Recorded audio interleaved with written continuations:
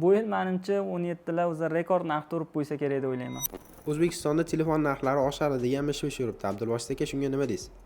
Bu gapingiz 100% to'g'ri. 2024-yilda 22-oktabrda chiqarilgan 847 qarorga binoan tashqaridan agar telefon yoki biror mahsulot olib kelsangiz miqdori $2000 dan oshsa bojxona solig'i to'lashingiz kerak edi. Endi 1-maydagi qarorga ko'ra shu $2000 miqdorni $1000 ga tushirib qo'yishdi. Agar olib kelgan mahsulotingiz $1000 dan qiymati oshsa, oshgan miqdoriga bojxona solig'i, ya'ni 30% to'lashingiz kerak bo'ladi. Endi yana ham osonroq bo'lish uchun telefon misolida ko'rsataman.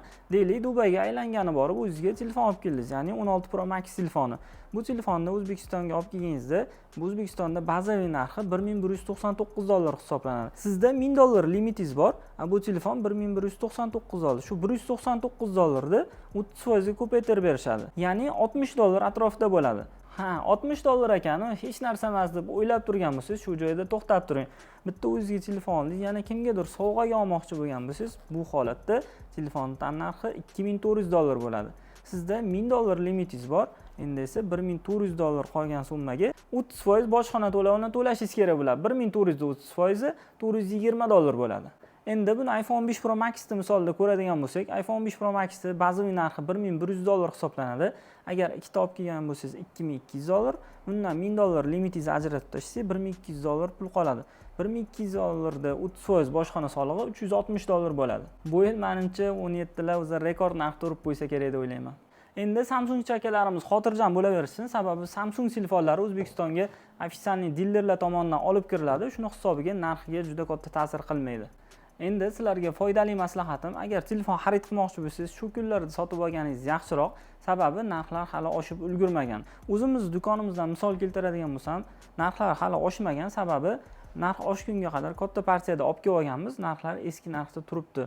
Misol uchun Samsung S25 Ultra telefoni 1 yil garantiyalisi $1010 sotilyapti. Samsung S25 da o'zi bo'lsa, bu ham 1 yil garantiyalisi $700 sotilyapti. Endi rabochiy telefonlardan, ya'ni bu telefonlardan misol keltiradigan bo'lsam, Samsung S24 Ultra telefonlari narxi $680 dan $700 gacha holatiga qarab. Samsung S23 Ultra telefonlari $490 dan $550 gacha, bu ham holatiga qarab. Bundan tashqari yana boshqa modellarimiz ham serob. Endi iPhone'lar narxlari bilan tanishtirib o'taman. Hozirgi kunda iPhone 16 Pro Max telefon narxi $1225. iPhone 16 Pro telefon narxi 128 taligi $1020. Endi rabochiy telefonlardan misol keltiradigan bo'lsam, iPhone 16 Pro Max telefoni narxi $1050 dan $1100 gacha, iPhone 15 Pro Max telefonlari $750 dan $850 gacha, iPhone 15 Pro telefonlari bo'lsa $650 dan $800 gacha, iPhone 14 Pro Max telefonlari narxi $650 dan $700 gacha, iPhone 14 Pro'lar narxi esa $500 dan $600 gacha. Bularning barchasi bugungi kundagi narxlar. Endi sizlarga savol, iPhone 17 Pro Pro Max telefoni sotuvga chiqqanda taxminan nech pul chiqadi va O'zbekistonga kelganda nech pul sotiladi deb o'ylaysizlar? Fikrlaringizni izohlarda yozib qoldiringlar. Agar videomiz foydali bo'lgan bo'lsa, iPhonechi do'stlaringizga jo'natib qo'ying.